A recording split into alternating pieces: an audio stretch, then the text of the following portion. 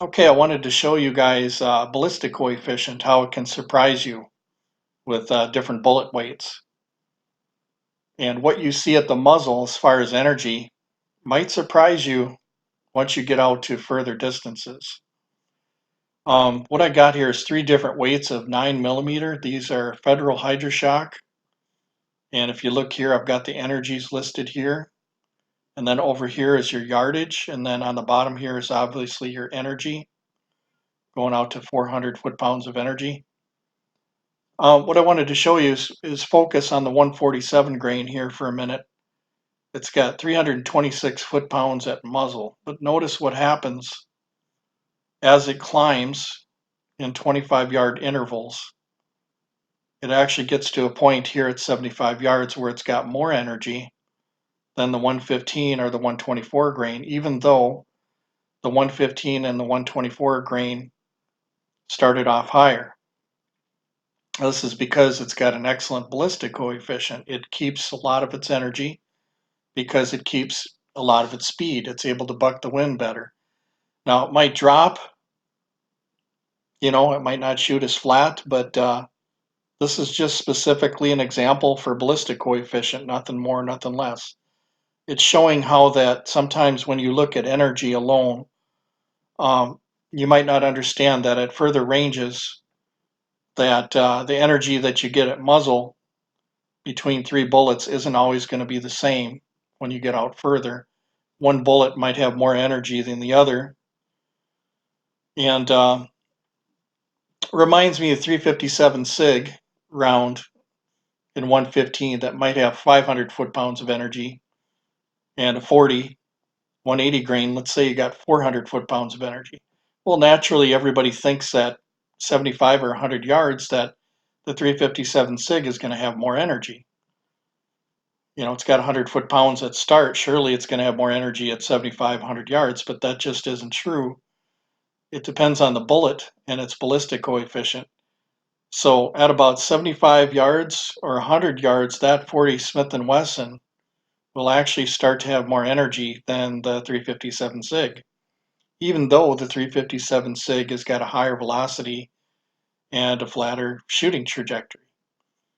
So, and a lot of people know this in deer hunting. They give you the heavier grain weight bullets in 357 Magnum, like 158 or 180 grain. But if you crony them, you'll find out that the velocity is a lot lower than your 125 grain. But same thing. When you get out to distance and you're making a long shot, them heavier bullets, not all the time, but typically will have more energy, even if they didn't start off with more energy than the lighter ones at muzzle. So that's just something you guys have to understand how physics work. It's similar to taking a ping pong ball and a baseball. Guys can throw a baseball really fast, but a ping pong ball is fast. It's even faster, but at shorter distances. Because eventually that ping pong ball, because of the wind resistance, it slows down very quickly, whereas a baseball just keeps on going. And this is similar to heavy bullets and how they perform. The weight is just so much that once you propel the weight, it's just going to keep going. It's one of the reasons too why if you have a train wreck, you ever notice the trains keep sliding for hundreds and hundreds of yards, whereas an automobile will only slide maybe at most 100 yards. And that's because you got all that weight.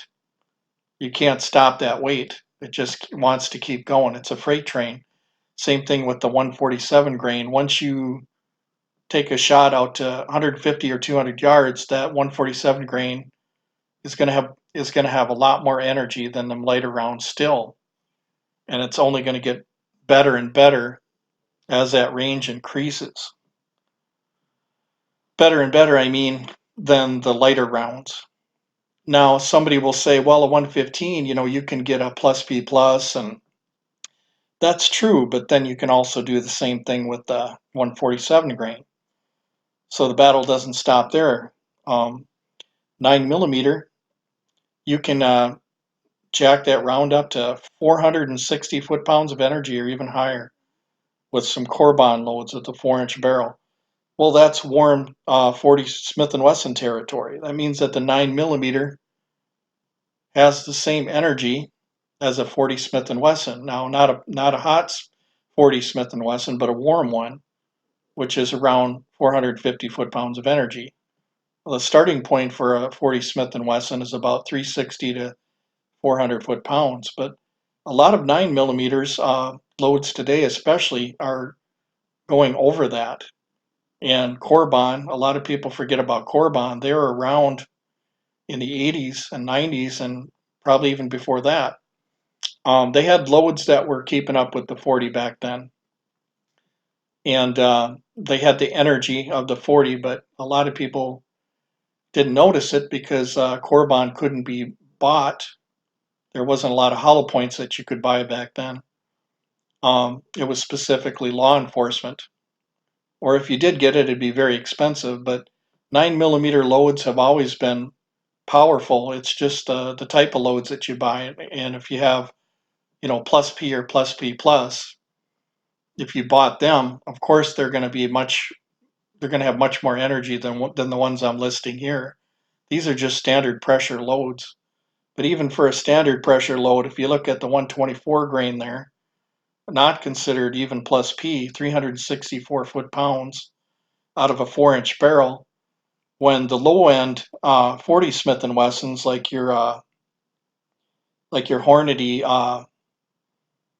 165 grain or your Hydra Shok 165 grain, are softer shooting, and they come at about 350 to 360 foot-pounds of energy. Well, that's exactly what this 124 grain is right here if you look at the energy.